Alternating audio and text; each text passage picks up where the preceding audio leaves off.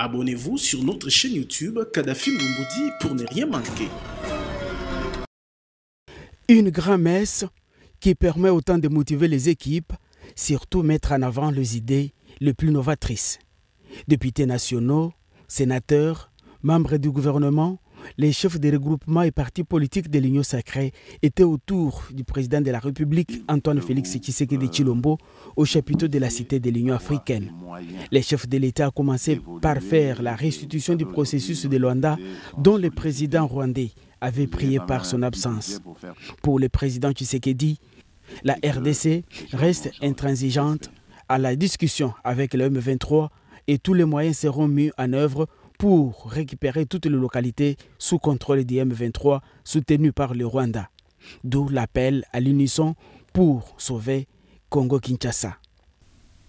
En créant cette union sacrée, ma vision était que l'union sacrée n'allait pas d'abord dans un premier temps se comporter comme tout ce qu'on a vu comme regroupement politique avant cela, dans l'histoire de notre pays.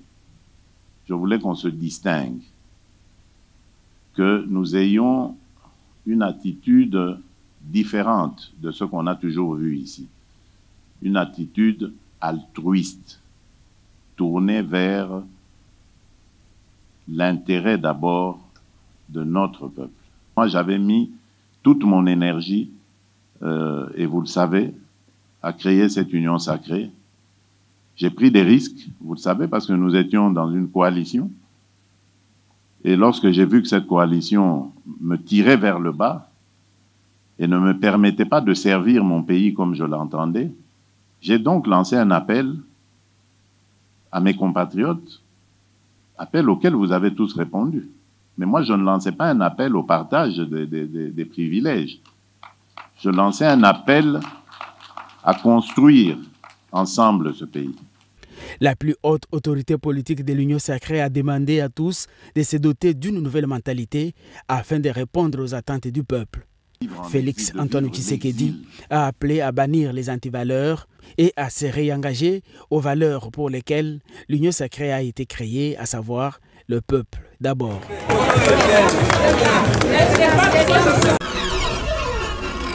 Abonnez-vous sur notre chaîne YouTube Kadhafi Moumoudi pour ne rien manquer. Le majestueux fleuve Congo, une voie navigable majeure desservant les deux capitales les plus rapprochées au monde, a accueilli ce samedi le bateau Majestic River avec à son bord le président de la République Félix Antoine Tshisekedi Tshilombo.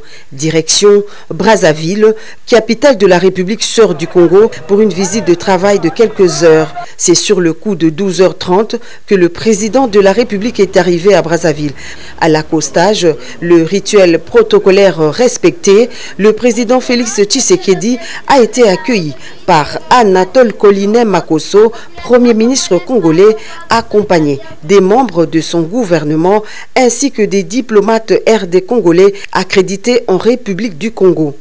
Après, le cortège a pris la direction du palais présidentiel où l'attendait son homologue, le président Denis Sassou Nguesso.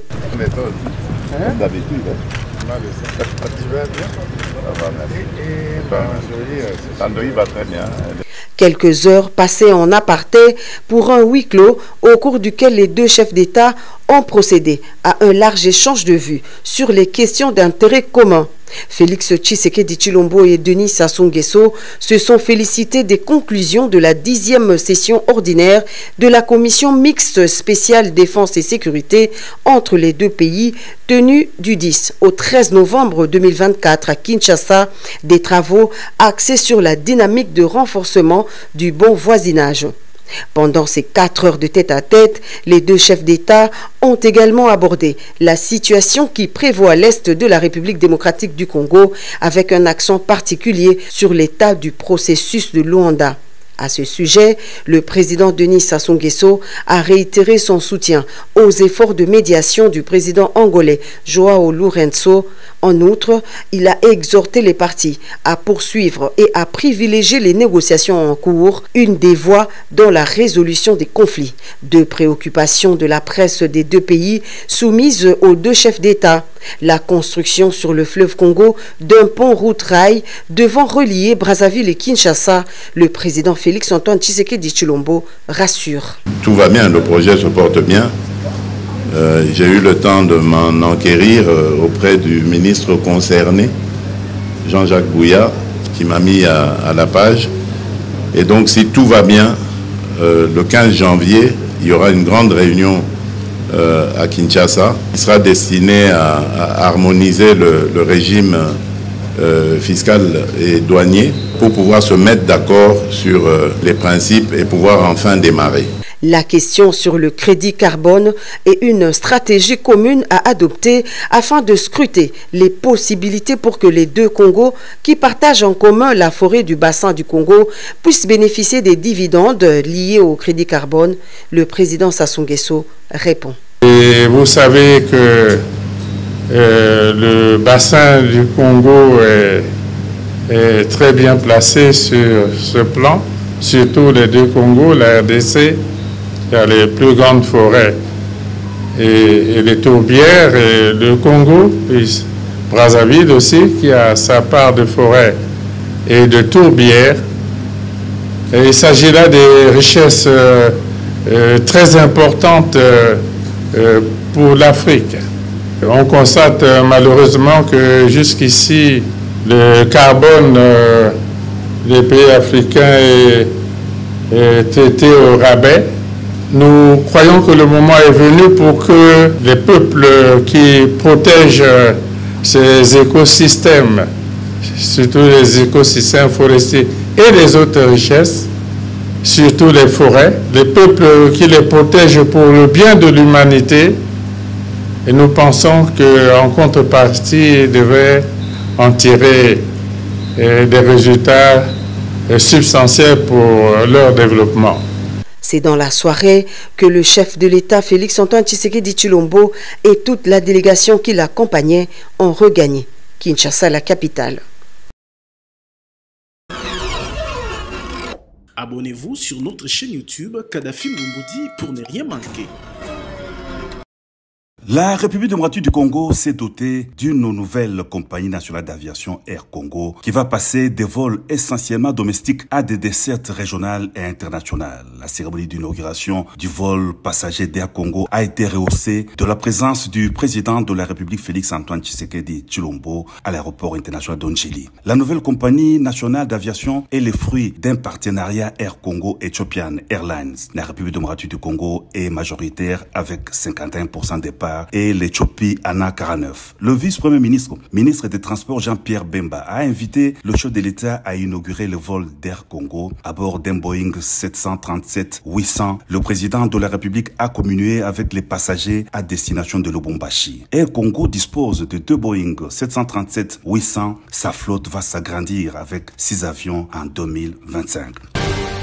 Le mercredi 18 décembre à la Cité de l'Union africaine, le président de la République a reçu solennellement la photo officielle de son deuxième quinquennat qui lui a été présentée par la ministre de la Culture, Arts et Patrimoine Yolande Elebe Mandembo. La réalisation du portrait a suivi toutes les procédures normales. Il comporte plusieurs éléments visuels et artistiques décrits dans un arrêté ad hoc. Toujours à la Cité de l'Union africaine, le président de la République Félix Antoine Tshisekedi Tshilombo a eu des entretiens avec Amadou Diagne, ambassadeur itinérant et envoyé spécial du président de la Gambie, Adama Barrow. Il était porteur d'une invitation officielle pour la participation de la RDC au Forum Africa Investment qui se tiendra du 31 janvier au 1er février 2025 à Banjul. Pour l'émissaire du président gambien, l'on ne peut pas parler d'investissement ou d'économie en Afrique sans se référer également à la République du Congo et à la politique économique du président Félix Tshisekedi qui est un modèle pour la promotion du secteur privé africain et du développement. Et puis, le chef de l'État, Félix-Antoine Tshisekedi Tshilombo, a présidé à la Cité de l'Union africaine une réunion d'évaluation du programme sino-congolais avec les responsables du groupement d'entreprises chinoises. Il a été question de faire le point sur les chantiers de construction des infrastructures dans le cadre du programme sino-congolais. Le directeur général de l'agence de pilotage, coordination et suivi des conventions, des collaborations a indiqué que la séance de travail a permis de faire des réglages nécessaires dans les buts d'accélérer des projets qui ont déjà été entamés et de trouver des mécanismes efficaces pour ces projets très importants de l'action du président de la République. Au cours d'une cérémonie funéraire à l'hôpital du cinquantenaire, le chef de l'État Félix-Antoine Tshisekedi Tshilombo a rendu un dernier hommage à Feu Lucien Bonyene Ekofo, directeur général de la Direction générale des recettes administratives, judiciaires, domaniales et de participation, décédé le 5 décembre dernier en Inde à l'âge de 62 ans. Le président de la République a déposé une couronne de fleurs devant le corps de l'illustre disparu. Il est allé ensuite réconforter les membres et les proches de la famille du défunt. Abonnez-vous sur notre chaîne YouTube Kadhafi Moumoudi pour ne rien manquer.